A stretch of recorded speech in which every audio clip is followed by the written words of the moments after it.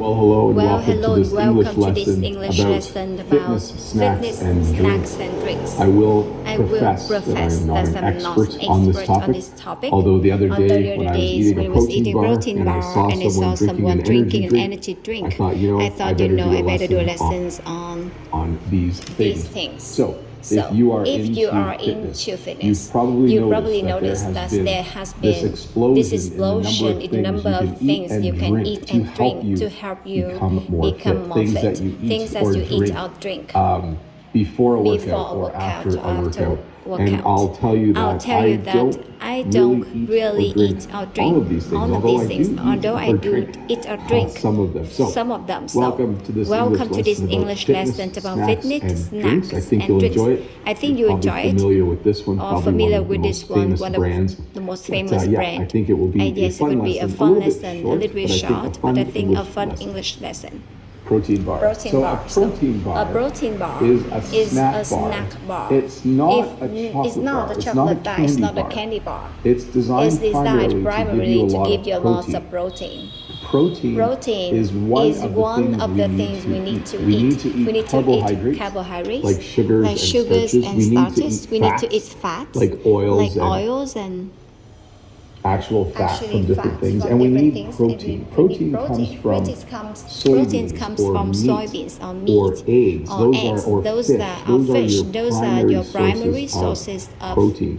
And a protein bar tries to give you a lot of protein in a very small lots of protein in a small package. When you work out, your muscles need to heal. And in order to heal, your muscles need a lot of things. One of those things is protein. So you might eat a protein bar. This is actually the kind of protein bar that I eat sometimes. It's from Kirkland. I will admit though, Jen, I think it's more of them than I do. Jen works on the farm really hard, and then sometimes like to have a protein bar. So again, if you look at the bottom, you can see it has 21 grams of protein, a protein bar. And there's chocolate chips or chocolate brownie. They used to have cookies and cream flavor, peanut butter, but they don't anymore. The peanut butter was my favorite. Protein bar.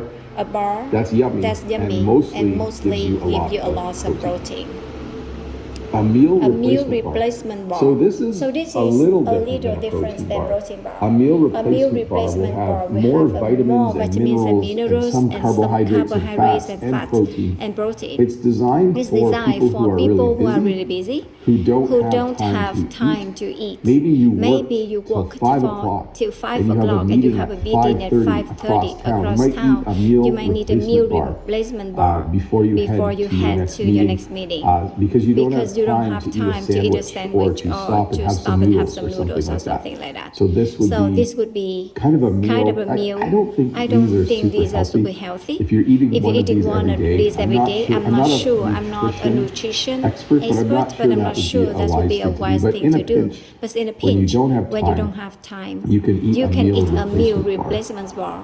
And then here's an energy bar. So the difference between a protein bar and an energy bar is an energy bar is going to give you a little more sugar. It's going to give you a little more instant energy. So an energy bar like this has egg whites, which are going to give you protein. Peanuts, which are going to give you protein and some energy.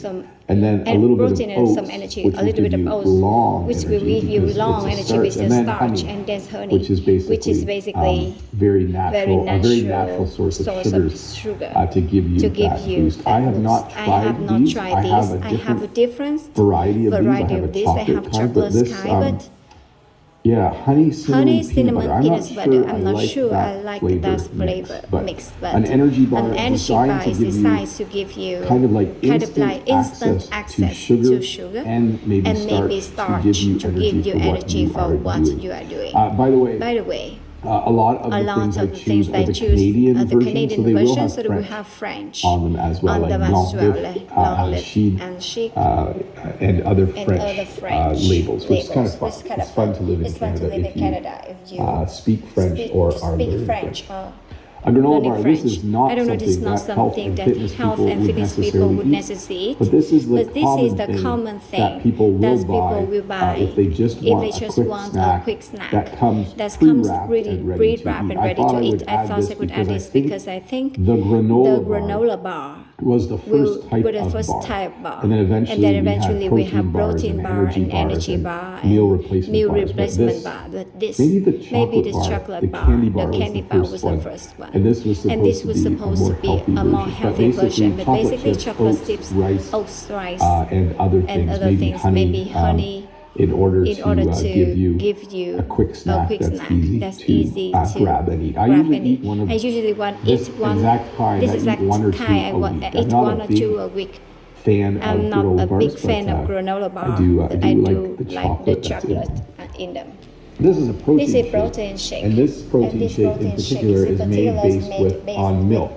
So there are a number of different kinds of protein shake. So a protein bar allows you to eat protein. A protein shake allows you to drink protein. Now, if you just drink a cup of milk, there will already be protein in the milk. But there are things called protein shake where they may be filter the milk. To make sure there's more protein in it, or they may add more protein. I'm not sure how this kind is made, but the idea is that you shake it. So it's in the fridge, it's cold, and you shake it in order to get the chocolate all mixed in, if it's chocolate flavor, and then you drink the protein shake to get your protein. So in this case, the source of protein would be a dairy-based protein. So it would be like I think it's called whey, W-H-E-Y, but a protein shake. A yummy way to get your protein. By the way, I do like these, but it's really expensive. That's my main complaint about this particular kind of protein shake. The reason I like it is because it's lactose free. So if I drink regular milk, I get a stomachache. I don't feel well. I am lactose intolerant. But this type of chocolate shake, somehow they filtered out the lactose. And they've also put in an enzyme to help with that. Protein powder. I don't know anything about protein powder other than this comes in a really large can. And people who works out so that they have huge muscles might use protein powder. They might put it in their protein shake. They might make their own protein shake. They might use it to bake things like cookies that are high in protein. Or other things that like bread that's high in protein. They might put it into what we call a smoothie, which I'll talk about later. But protein in a can like this is usually from a variety of sources. It might be from milk. It might be dairy-based protein. It might be from plants. There are some plants that are high in protein. Like soybeans or other pulse crop. But this is how you would get extra protein. It looks like this is milk chocolate flavor. So yes, if you're going to make a protein shake, this would probably make a very, very yummy protein shake. Energy drink. Just as they were a protein bar and an energy bar, there is protein shake and energy drinks. By the way, we don't usually have protein drink. We almost always have a protein shake. Probably because that's the way they make it tastes good. An energy drink is meant to give you energy. This isn't necessary just for fitness. You're probably familiar with all the different kinds of energy drinks in the world. One of the things that might make you feel it's more unhealthy is they usually have other things in them like caffeine. So coffee is kind of the original energy drink. It has caffeine in it and gives you energy. But there are more and more. I'm not sure if this one has caffeine in it. But there are more and more things called energy drink, like Red Bull and other ones in the world that have sugar and caffeine and maybe other things in them to give you energy. So you might have an energy drink before you run a marathon.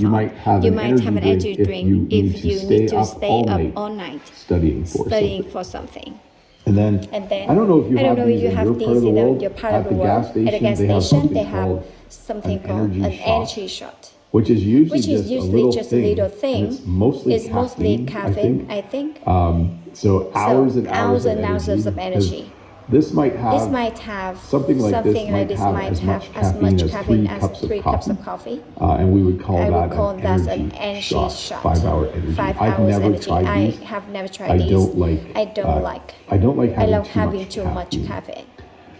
So we have something have called something a called a sports sports drink. drink. So a sports drink usually, of course, has water in it. And some of the other ingredients might be sugar, electrolytes. I'll talk about electrolytes in just a moment. I think it's the next slide. And it's meant to rehydrate you. So when you are active, you will sweat. As you sweat, you obviously are losing. You're becoming a little bit dehydrated because sweat is water. But as you sweat, you also lose other things. You'll notice that your sweat is salty. If you taste your sweat, like if you're sweating and it goes by your mouth, you'll notice it's salty because you are losing what we call electrolytes. So an energy drink will give you, a sports drink. We sometimes energy drink as well, but mostly sports drink because they don't have caffeine in them. It will give you some sugar. It will give you some salt. It will give you some calcium, maybe magnesium, potassium, and other things. So we call those things electrolytes. There are a number of minerals that you need in order for your body to work properly. And during exercise, I think maybe you lose some of them. Again, it's things like sodium, calcium, magnesium, potassium. I'm not sure what they all are, and I'm not sure what they all do. All I know is people who run a marathon. Halfway through the marathon, they might drink some water, or they might drink something like a sports drink to replenish their electrolytes.